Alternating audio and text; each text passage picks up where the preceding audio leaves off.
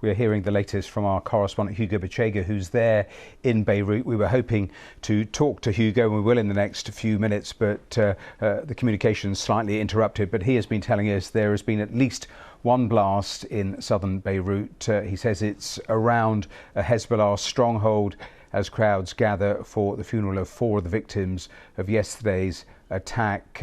Those certainly the pictures of the suburbs, but those the crowds that have gathered for the funeral. So Hugo telling us and confirming that detail of another blast in southern Beirut around a stronghold of Hezbollah as crowds gather for some of those funerals following yesterday's events. So those the latest pictures. We will continue to get more details and bring that to you. But let's speak for the next few minutes to Maha Yaha, who is the director of the Carnegie Middle East Centre, who joins us live now on the programme. And thank you so much for being with us. It is 24 hours since those explosions of yesterday.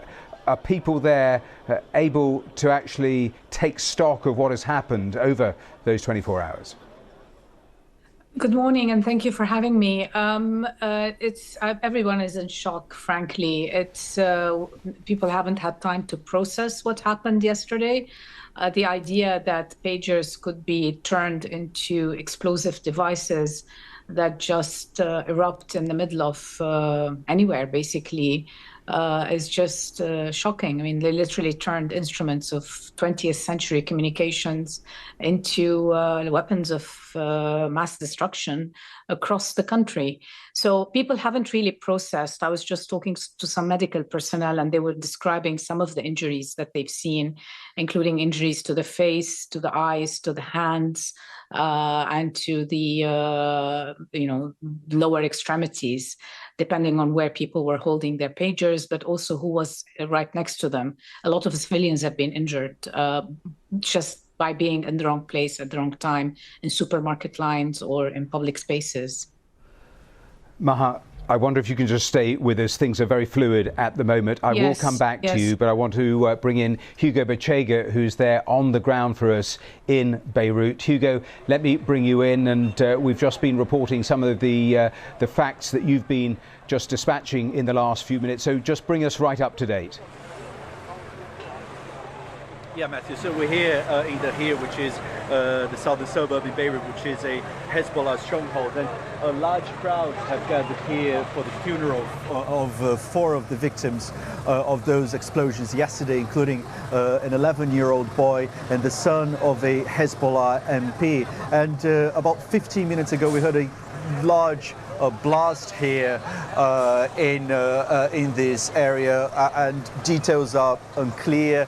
Obviously, there is the concern that more attacks could be happening. There have been reports of explosions happening in other parts of Lebanon as well. And obviously, this happens a day after those explosions, those pages that exploded, pages that were with members of Hezbollah. 12 people have been killed, almost 3,000 wounded as a result of those explosions. So it is a very tense situation here at the moment. It is just after 5:15 in the afternoon here, and again crowds have gathered here in this area of Beirut, which is a base for Hezbollah, for the funeral of 4 of those victims who died yesterday in those attacks. Hezbollah has accused Israel for those attacks. You can hear probably some ambulances arriving here at the scene right now. Again, it is a very fluid situation. Details are unclear, but again, about 15 minutes ago, we heard a large blast here in southern Beirut.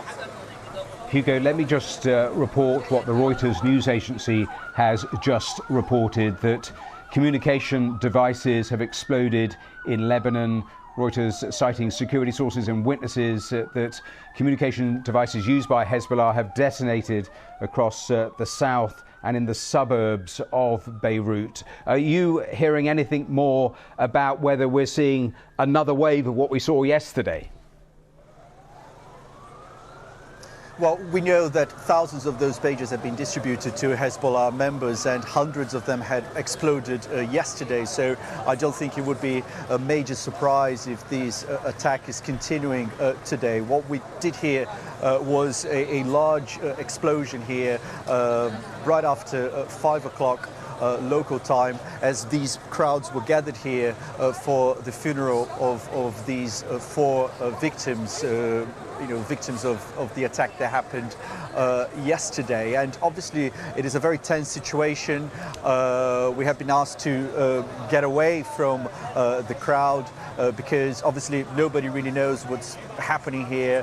These reports emerging now that more devices have been exploding across the country, which is a very similar situation to what happened yesterday, an attack that shocked this country, shocked Hezbollah, but also it caused a lot of anger here in Beirut and across Lebanon as well, because those devices exploded as people were in shops, as people were at home with their families, and again, those reports, as you mentioned, Matthew, suggesting that more attacks could have happened now.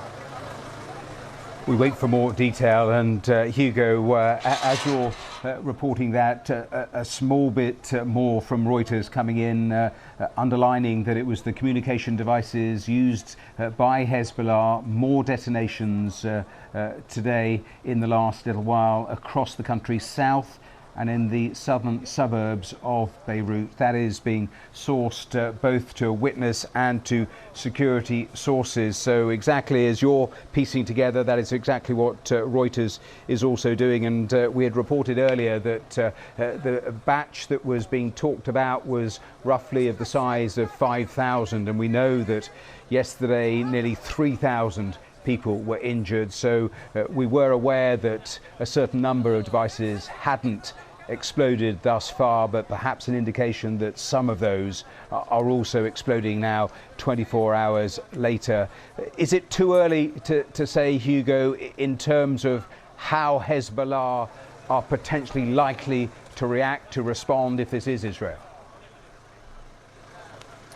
Yeah, so we are waiting to hear from the powerful leader of Hezbollah, Hassan Nasrallah. He's expected to address his supporters tomorrow. I think what is very interesting is that these pages, these devices had been distributed to members of Hezbollah because of concerns that the telecommunications network of the group, this network that has been developed by Hezbollah, meant to be protected, had been infiltrated by the Israeli military, by Israeli intelligence agencies. So these devices, much less sophisticated than a smartphone, had been given to those members as an attempt to try to protect the communications being carried out by the group. And now those devices have been used, Hezbollah in Lebanon, say by Israel, to carry out this attack. Hezbollah has vowed to respond.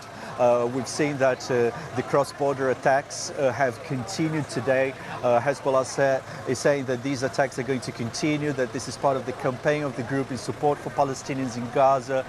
They've been carrying out these attacks for almost a year now, and that a response is going to be something different, is going to be something else. So I think tomorrow we're going to hear from Hassan Nasrallah and perhaps some indication of what the group may be planning to do. But again, as you can see, it is a very tense situation here, and I think people are still trying to understand what exactly is happening. Hugo, just a final thought, because the UN Human Rights Chief has been talking in the last hour or so, Volker Turk, calling for an independent investigation and talking about targeting thousands of people without knowing who was actually carrying the pages. Real concern about that, because is it possible to make any sort of estimation in terms of the amount injured? What proportion were Hezbollah and roughly what proportion were just civilians in the vicinity? Well, we had an update this morning from the Lebanese health ministry, and 4 of the victims, 12 people have been killed in those attacks. 4 of them were healthcare workers who happened to be with those pages. A girl aged 8 and a boy aged 11 were also killed in those attacks. And it seems, according to reports here in Lebanon, that the girl was killed when she was taking this pager to give it to her father. And obviously these detonations happen after those pagers received a message that was believed to have been sent by Hezbollah. So all these devices exploded at the same time, and we heard from the Lebanese authorities that almost 3,000 people were wounded. More than 400 surgeries were carried out since the attack happened, many of them related to eye, face and hand injuries, and also amputations, because obviously these devices exploded as people were checking the messages. So this is the update that we had earlier this morning. It gives us a sense of the scale of this attack, and again 2 children among the 12 killed as a result of those explosions.